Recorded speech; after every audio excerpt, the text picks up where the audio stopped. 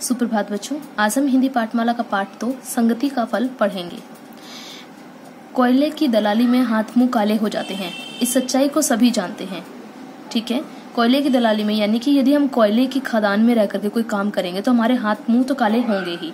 ठीक है, जैसी संगति में मनुष्य रहता है धीरे धीरे वैसा ही बन जाता है। इसका अर्थ यही है इस कहावत का कि कोयले की दलाली में हाथ मुंह तो काले हो ही जाते हैं। तो इसका मतलब ये है कि हम जैसे लोगों के साथ रहेंगे हमारा व्यवहार भी वैसा ही होता चला जाएगा। इसलिए अच्छा बनने के लिए अच्छी संगति में रहना अत्यंत आवश्यक है। इसलिए अगर हमें एक अच्छा मनुष्य बनना है तो हमें अच्छे लोगों के बीच में ही रहना चाहिए। प्रस्तुत पाठ में लेखक ने संगति के प्रभाव को एक कहानी के माध्यम से समझाने का प्रयास किया है। ठीक है, तो लेखक ने क्या किया है, यही संगति का क्या प्रभाव पड़ता है, मतलब अगर हम कैसे लोगों के साथ रहें और अगर हम बुरे लोगों के साथ रहे तो बुरे कैसे बन रहे हैं और अच्छे के साथ रह रहे हैं तो अच्छे कैसे बन रहे हैं, इस चीज को लेखक ने इस कहानी के माध्यम से समझाने का प्रयास किया है। तो चलिए एक कहानी को पढ़ते हैं और समझने का प्रयास करते हैं कि किस प्रकार संगति का असर होता है। एक ऋषि के आश्रम में कई शिष्य शिक्षा ग्रहण करते थे। शिष्य यानी कि विद्यार्थी। ऋषि महाराज अपनी ओर से शिष्यों को उत्तम शिक्षा देने का प्रयास करते थे। उत्तम यानी बेहतर से बेहतर शिक्षा देने का प्रयास करते थे। वे अपने शिष्यों में लोकप्रिय भी थे। ठीक है, सभी शिष्य उन्हें पसंद भी करते थे, बहुत प्यार करते थे उनसे, क्योंकि वो उनके प्रिय अध्यापक थे।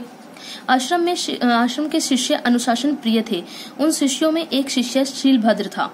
ठीक है, एक शिष्य ऐसा था जिसका नाम था शीलभद्र। उसकी मित्रता आश्रम से बाहर के कुछ लड़कों से हो गई।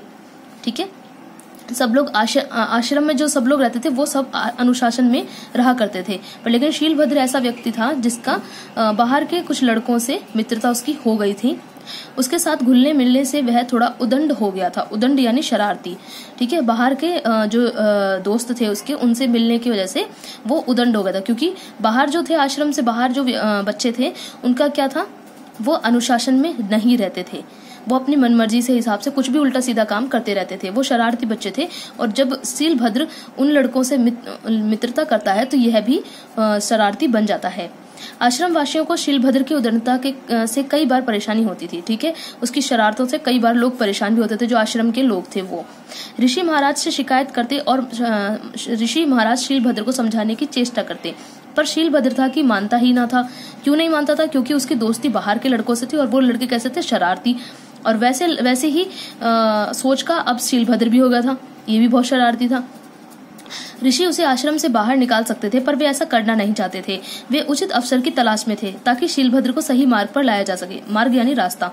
ठीक है, ऋषि अगर चाहते तो वो शीलभद्र को स्कूल कह रही हूं मैं, जो आश्रम होता है, आश्रम मतलब कि विद्यालय, तो वो विद्यालय से उसे बाहर भी कर सकते थे, पर लेकिन वो सोच रहे थे कि मैं इसको सही अवसर आने पर सीख दूं, मतलब एक समझाऊं किसी भी उदाहरण के माध्यम से, ताकि यह उन लोगों की संगति छोड़ दे, बुरे लोग जो हैं, बुरे लड़के जो हैं। एक बार ऋषि महाराज अपने शिष्यों के संग टहलने निकले। टहलते टहलते वे सब समुद्र तट पर पहुंचे। समुद्र तट पर ऋषि महाराज सागर की लहरों को निहारने लगे यानी कि देखने लगे।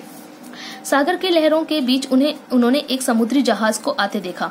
ऋषि महाराज ने अपने शिष्यों को संबोधित करते हुए कहा, वह देखो जहाज किस प्रकार लहरों को चीरता हुआ आगे बढ़ रहा है। ठीक है, शिष्यगण उस विशालकाय यानी बहुत बड़े जहाज को निहारने लगे।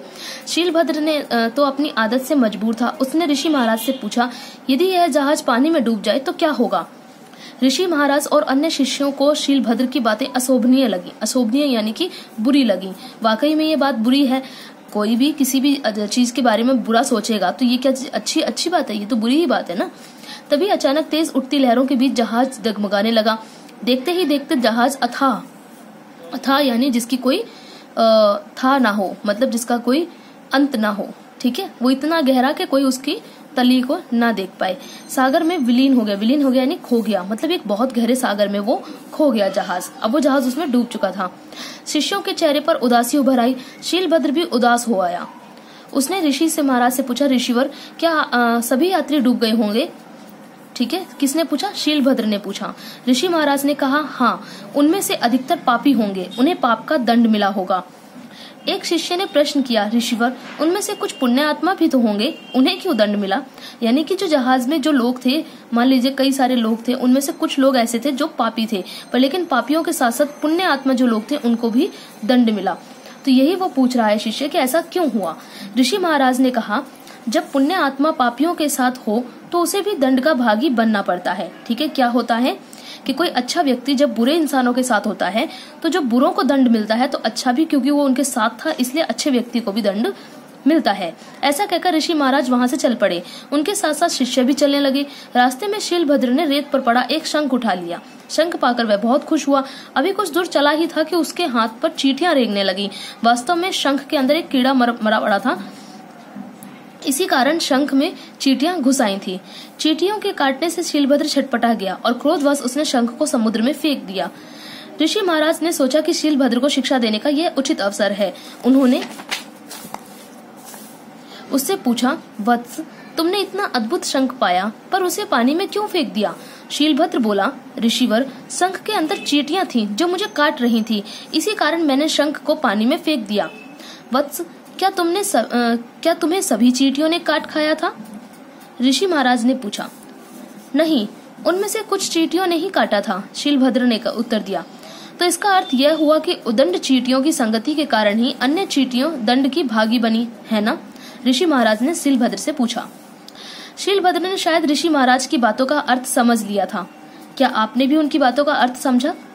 यहाँ मैं आपको बता देती हूँ। उनकी बातों का अर्थ ये था कि बुरी संगति यानी कि जो उदंड चींटियां थी, यानी कि जो शरारती चींटियां थी जिसने शीलभद्र को काटा था, उनके कारण उस शंख में घुसी हुई अन्य जो सही चींटियां थी, यानी जो उदंड नहीं थी, अनुशासन प्रिय थी, जिन्होंने शीलभद्र को नहीं काटा था, उन्हें भी पानी में डूबना पड़ गया। ठीक है, तो यानी कि जो व्यक्ति उदंड होते हैं, बुरे होते हैं, उनके साथ साथ अच्छे लोगों को भी सजा मिलती है अगर अच्छे लोग उनके साथ मिल जाते हैं तो। ठीक है, शीलभद्र ने शायद उसने अपनी दृष्टि यानी नजर झुका ली थी। ऋषि महाराज ने आगे बढ़कर शीलभद्र के सिर पर हाथ फेरते हुए कहा, वत्स, संगी साथी का चुनाव करते समय समझदारी से काम लो, वरना संगति का फल तुम्हें भी भुगतना पड़ सकता है। ठीक है, तो जब भी हमें अपने कोई दोस्त बनाने होते हैं, मित्र बनाने होते हैं, उन्हें हमें सोच समझकर मित्र बनाने चाहिए। ठीक है, कोई भी व्यक्ति है वो हमारा मित्र बनने के लायक है या नहीं, उसमें क्या अच्छाइयां हैं, हम उसकी किन अच्छाइयों को अपने अंदर ले सकते हैं। ठीक है, तो ये सब चीजें हमें देख करके ही मित्र बनाने चाहिए, वरना नहीं तो बुरे लोगों के साथ अगर हम रहेंगे तो हमें भी बुरा ही कहा जाएगा। फिर चाहे हम दुनिया में कितने भी अच्छे काम करने की कोशिश कर लें, पर लेकिन हमारा नाम बुरे लोगों में ही गिना जाएगा। शीलभद्र ऋषि महाराज के पैरों पर गिर पड़ा और उसने कहा, ऋषिवर, मुझे क्षमा करें, मेरे नेत्र खुल गए हैं। ऋषि ने शीलभद्र को उठाया और गले से लगा लिया। ठीक है, तो ये था हमारा पाठ कि हमें संगति का फल, अब आप समझ ही गए होंगे किस संगति की बात कर रहे हैं, कि बुरे लोगों की संगति में हमें भी दंड मिलता है। ठीक है, तो इसलिए हमेशा हमें अच्छे लोगों के साथ रहना चाहिए ताकि हमारे मन में विचार भी अच्छे अच्छे आए और हम अच्छे अच्छे कार्यों में आगे बढ़ते रहें। तो ये था आपका पाठ संगति का फल। मैंने आपको पूरा पाठ समझा दिया है। फिर भी अगर आपको इसका अभ्यास करने में कोई परेशानी या कठिनाई हो तो मुझे व्हाट्सएप पे मैसेज करके पूछ सकते हैं।